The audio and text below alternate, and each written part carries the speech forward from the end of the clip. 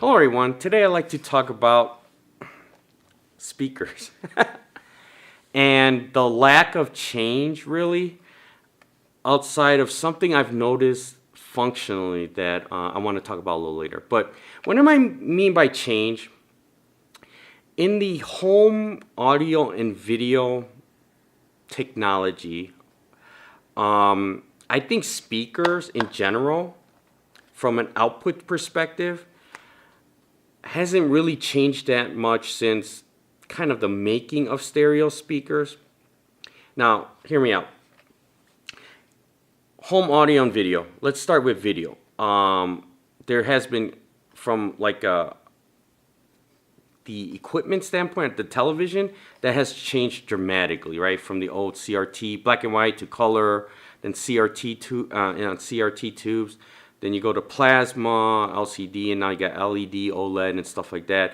Thin, flat panels. And then you add on top of that resolution. You got the old school resolution, scan line, up to now we go a little more, like DVD style 480p, then 720p, 1080p, 2K, 4K, 8K. So things get markedly better and you can notice it, right? Go to audio, like stereo receivers. Now, stereo in general hasn't really changed that much, but receivers that handle like your whole audio and video, they change quite a bit, right? When there's like especially video, when there's like a new codec or something like that, so we're talking about like Dolby, things like that, or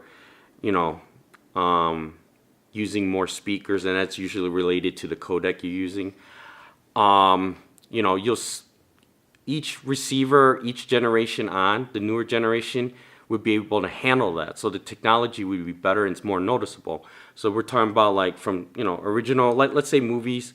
I remember back in the day, just 2-channel VHS tape, until you get a receiver that Dolby Pro Logic was the coolest thing that can simulate surround.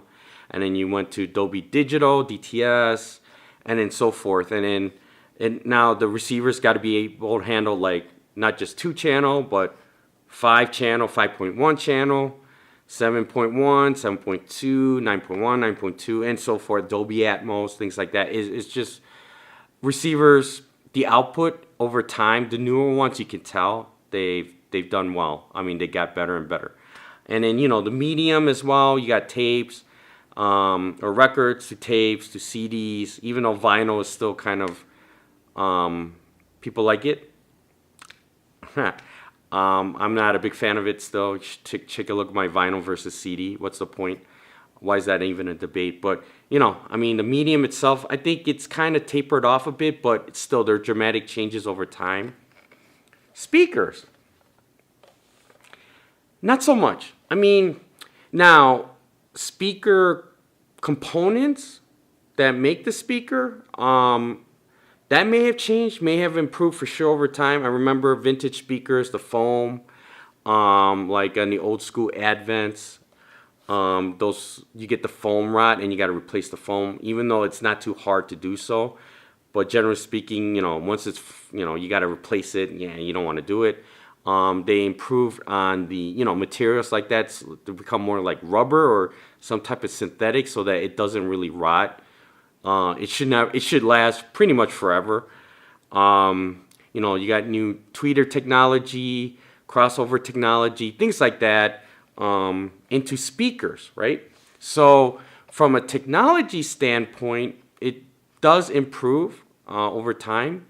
But from a sound perspective, now I'm talking about the output. Again, output, anything that's noticeable, I don't think it's changed that much or even noticeable since the dawn of stereo speakers. And I'm talking about like, get the phonograph out of the way. When stereo sound became the norm, so you got two speakers, no matter what. From that time on, probably late 50s, early 60s or so, all the way on till today, from a sound perspective, I don't think speakers have changed much at all, if any. And you'll see a lot of people out there that would, go die hard for vintage speakers, We're talking about, 60, 70 speakers that are well known, well made. And then more modern speakers, I like to say mid 80s on through the 2000s. And then like speakers till, from late 2000s on till today. Again, the components and design of speakers may have changed. You could consider them an upgrade from the past, but from a sound quality, if you put speakers from today and match them up to maybe similar models or brands of speakers in the 2000s, late 90s, 2000s, and you compare them again to speakers, vintage speakers, 60s, 70s, 80s, the good ones at least, I don't think you're going to get much debate of saying, ooh, definitely these latest gen 2026 speakers just sounds way better than anything you put out there since the 60s. I can guarantee you're not going to get that. It's again, and sound is subjective, obviously, but that's why I was trying to pit. Let's say clips, use clips. They're since the old times, the original clips. I think from the late '60s or so, all the way to the clips of today, and they're kind of known for the horn speakers, they're tweeters. If you put them together, vintage clips with a more to like 90s, 2000s clips till today's type of clips. If you put them side by side and try to get the same type of model in a sense, power handling, that same class of speakers, not one that's a tiny bookshelf versus a tower. Try to get either all towers, all bookshelves or something. If you put them side by side and compare them, I don't think you could tell much of a difference, to be honest. And I could guarantee there's going to be some people that prefer the vintage stuff versus anything new. And that's what I'm trying to get at. At the end of the day, speakers hasn't really changed much because the sound, it's going to be two-channel always. One speaker for one ear and one speaker for the other. As simple as that. Simple as that.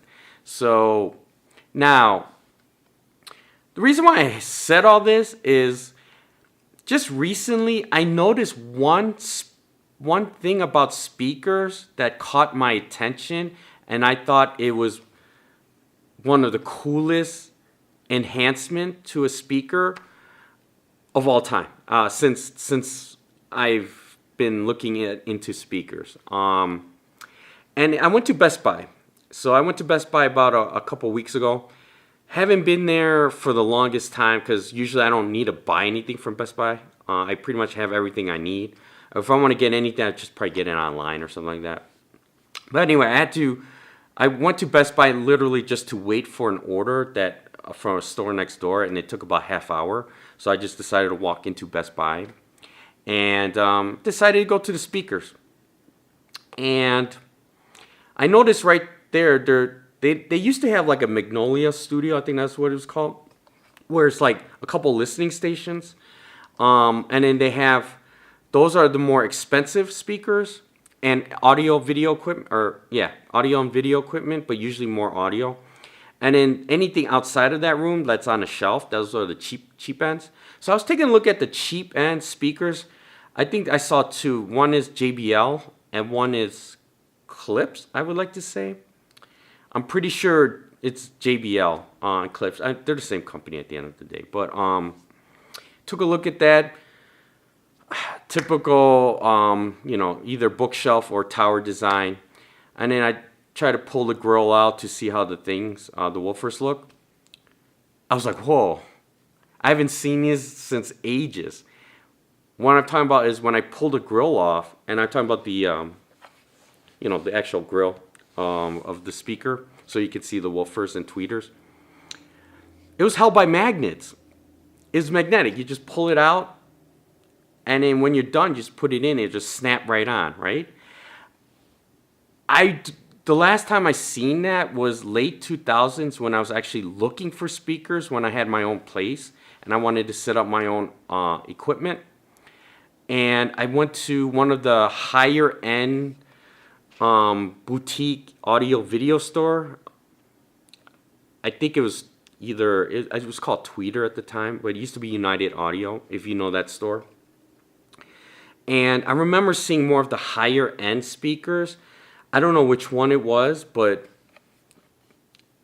all speakers back then, and I think till at least the late 2000s or early 2010s, the basic speakers to mid-tier speakers, even high-end speakers, the grills would use pegs, right? They're pegs that, they're attached to the grill, and then you push them into the holes on the speakers, and then they'll hold them in place.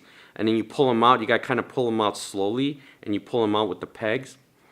So going to Best Buy a couple weeks ago, the crappiest speakers, the cheapest speakers, I wouldn't call them crappy, but you know what I mean. They're very low-end speakers, all had the snap-on, snap-offs magnets. That's like the coolest thing in the world. And I went into their Magnolia studio. I don't think it's called that anymore, but to look at their more middle tier and high-end speakers, and pretty much they all had that, the magnets. That's the coolest thing in the world. The coolest, and I think the most functional thing. I wish they had this for the longest time. As I mentioned, late 2000s, I went to the higher end boutique audio video store. Only a couple models, and the more expensive ones, high end, had that. That's the first time I've seen it, where the magnets were in the late 2000s speakers, but they're really high end. And they were, that's kind of like out of scope for me. Even the middle tier was out of scope for me at the time. But otherwise, all the speakers were using pegs. And then before pegs, right, we're talking about vintage speakers, so we're going the Advent route. This is kind of a vintage too, I would call it. I'll show it later, but this is one of my favorite bookshelf speakers. The Advents, those kinds, they use foam, not foam, but Velcro, right? So it's Velcro. You kind of had to find a way to slide your fingers behind the grill, and then when you pull it out, you hear the Velcro sound. Shh, shh, shh. So, the thing with Velcro and pegs is that they're easy to break. Especially if you don't take care of them, if you abuse them or don't, really take care of them. Like for pegs, like I have a couple speakers that I bought from it's a mini component system with the speakers. And whoever I bought it from didn't really take good care of the grills, because when you pull the grills out, a couple of the pegs already came off from the grill and they're stuck in the hole. And so when you try to put it back on, the grill doesn't really fit in tight. They kind of lean out because they're not attached to to the pegs anymore. And I see a lot of these sometimes in other people's speakers. Now, I take great care of my own if I buy new or even used. If they're good condition already, I keep it that way. And usually once I pull them out and put it back on, I don't really pull them out again. So I never really touch them to begin with. Velcro. I used to have, when I started getting into kind of buying speakers just for the fun of it and then selling them, not necessarily to flip, but just to test out speakers and getting rid of them. I had a pretty good old school Advents. I think late 70s Advents. I don't remember the model, but they're the Henry Kloss ones. And those are the ones with the Velcro. Those turned out to be good, but I sold that. I also have a vintage speaker I bought recently. Love them. The Radio Shack. So it's the Realistic Optimus 5B. If you don't know what that is, look that up. Man, those sound great. Vintage, old school speakers. That's also Velcro, but the Velcro is not attached to either the grill or the speaker anymore, or it's lost its elasticity, so it doesn't really stick anymore. So I got a similar problem with the Velcro grills that don't really hold anymore, and they kind of like either they're leaning, falling off, or when you pull them, they just fall off. They don't really stick anymore. Now, the reason why I'm saying all this is that with magnets, shoot, you'll never ever have that problem. Pull it out, slip it in. That should last forever. You'll never have a peg being broken problem. You don't have a Velcro losing its elasticity or just falling off problem, things like that. It should always be there. So you should, when you pull out your grill and you put it on, there's no excuse for it not sticking back appropriately, regardless. The only thing I've noticed with these grills, and it could be just those models at Best Buy, but the grills kind of seem flimsy, like really thin and flimsy compared to like the old school grills with the pegs or even the Velcro style grills. Those are like, heavy cloth or something and they're thick, like for sure like this. Very thick. They're not flimsy at all. That's why you can, with the pegs and stuff, they can probably hold something like stronger and it doesn't seem to warp or anything. Now with all the speakers at Best Buy I've seen a couple weeks ago that use the magnets, they're so flimsy and skinny. I'm afraid if you don't take care of them, you can bend them pretty easily. Even worse, let's say you like to show off the woofers and stuff, leave the grill off, and let's say you leave the grill standing for a long time. I'm kind of worried that because they're flimsy, they may start to warp and bend a little bit. Now, I don't know if that's the case. Maybe speaker designers already kind of take that into account. For something like that and knowing that, regardless if you can take it out and leave it out, I would just put it back and make sure that it's stretched appropriately so it won't never warp. But pulling in and out is like the most easiest thing I've ever done with speakers in my life using the magnets. And to me, that's like one of the coolest, most fascinating technology for speakers. I mean, yeah, it's not related to sound, not anything. It's more functional convenience of grill pulling out or anything. But damn, that works. To me, that works, and that's a lifetime type change where I don't think they'll ever replace magnets for grills. I mean, that should basically be the design for it for the rest of speakers' existence. So, anyway, let me know what you think about the magnet things. Again, I'm not used to it. I have all my speakers are either pegs, and my vintage ones. I really have one left, the Optimus 5B. That's Velcro, and I never owned or really appreciate magnetic grills for speakers. So anyway, by the way, if you could take a guess at what this is, these are classics. Timepieces by DCM. So fantastic bookshelf speakers. Anyway, let me know what you think about the magnets, and maybe there is another thing about speakers that made improvement to sound over time that it's been used ever since. To me, I don't know. I put some of my old vintage or modern speakers. I have some ARs, JBL Studios that I think would kill like the stuff that they show at Best Buy. Just my opinion anyway. Anyway, let me know what you think. Heck, this I think would kill a lot in Best Buy. So, yeah. Anyway, thanks. Bye.